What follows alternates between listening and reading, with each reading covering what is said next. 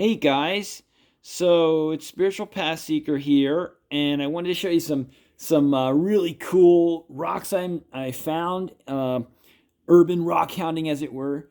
I'm calling it a witch's hoard because there was a grimoire mixed in, and from what I hear, I've asked around, and it turns out the mother was the witch, and the daughter was had these rocks and she was using them for healing purposes.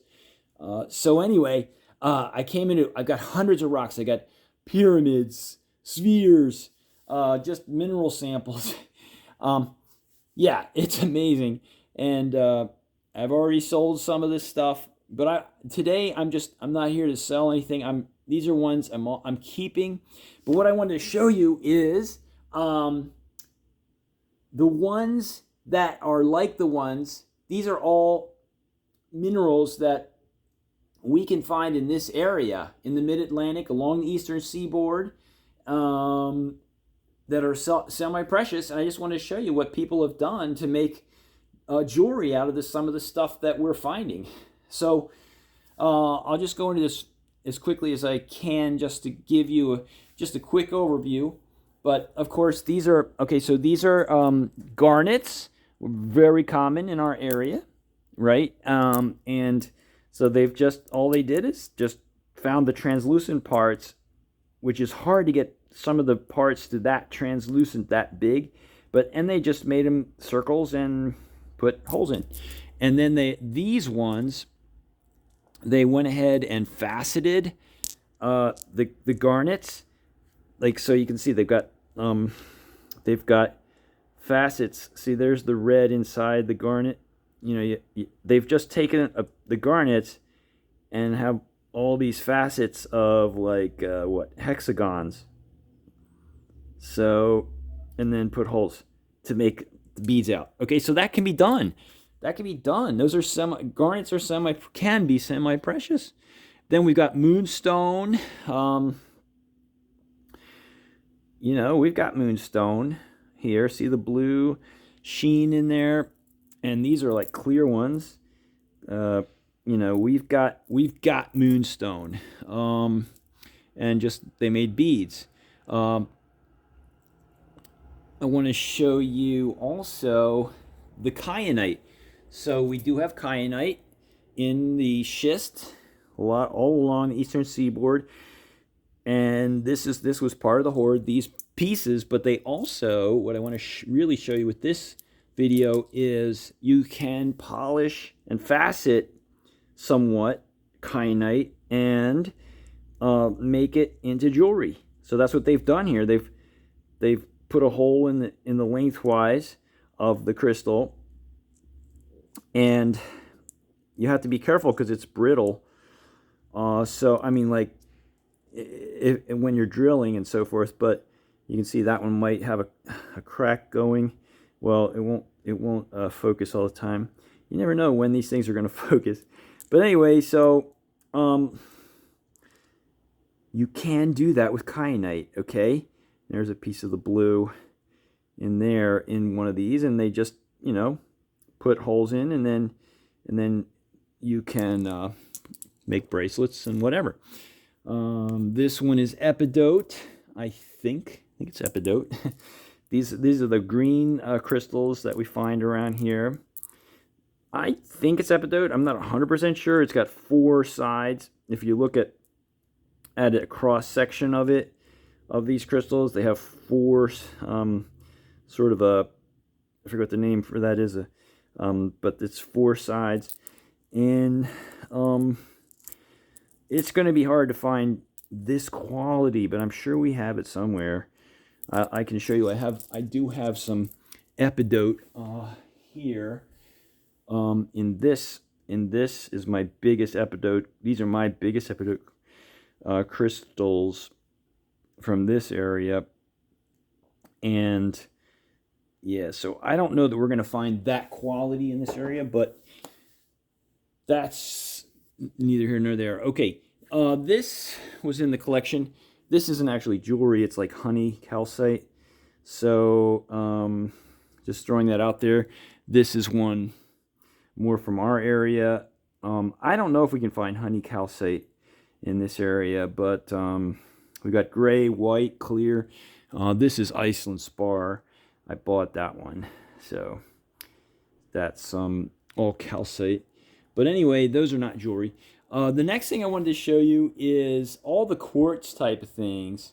So quartz is, let's start with the clear just to get to the basic thing. So, well, just to show you a piece from our area, this is one I found. So just so you can, okay, that's quartz. That's the clear crystal quartz.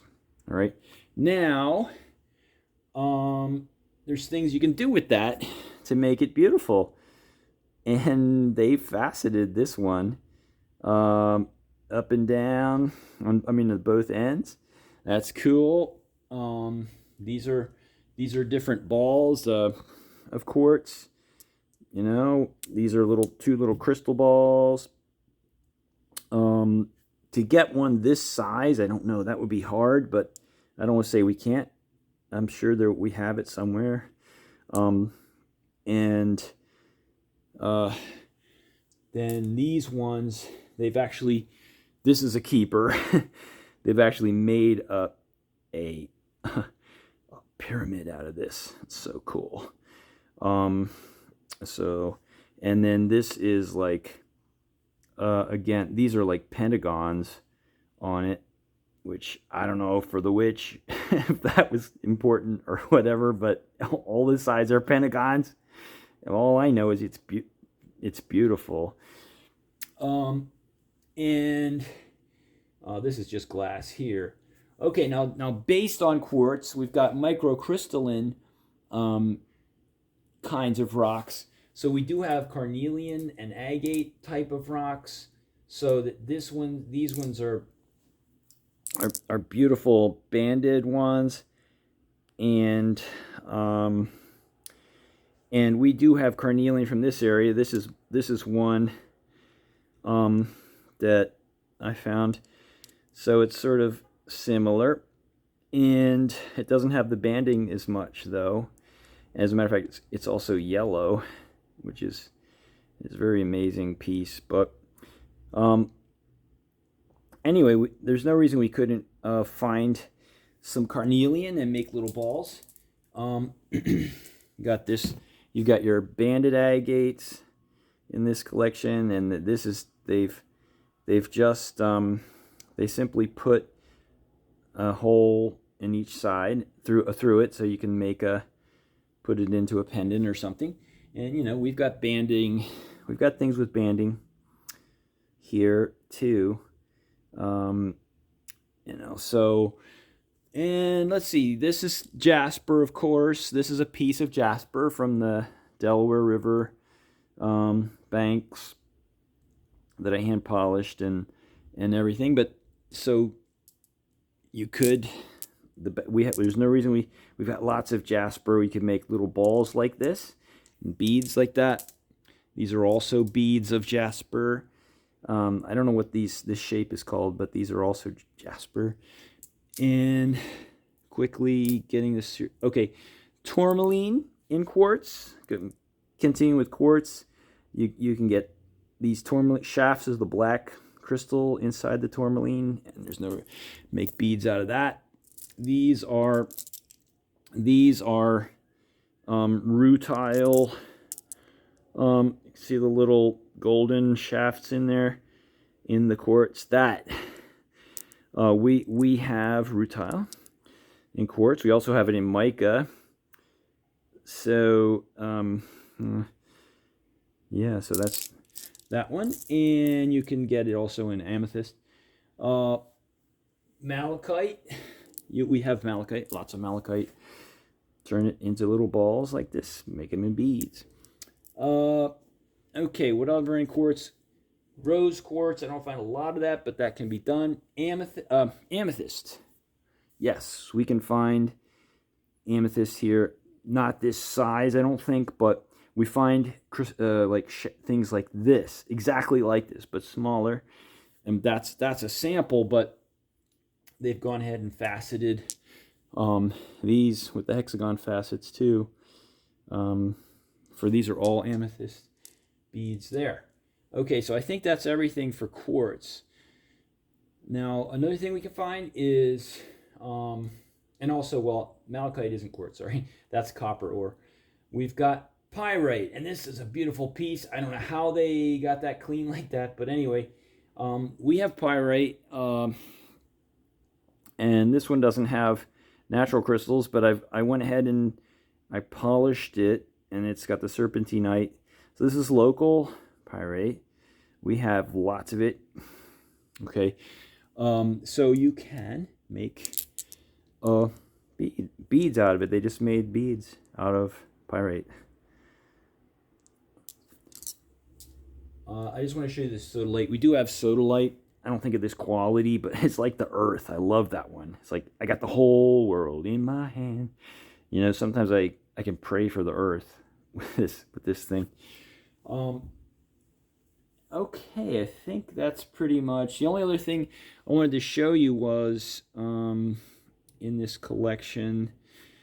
This had a nice the hoard had a nice piece of tourmaline. This the Dravidite or whatever it is. This is a brown one. If you hold it up to the light, it's translucent brown. Got a garnet crystal here. This is a brown crystal. A lot of ours are red ones, but that is a nice crystal. These are like the purple, I think the rose colored tourmalines. I'm not sure, but and that's pretty much it. I have some, you know, that's the stuff I'm keeping. But so I just thought it would be fun to show you guys that there's a lot of things that we have in our area that would work for jewelry. So keep an eye out. Okay.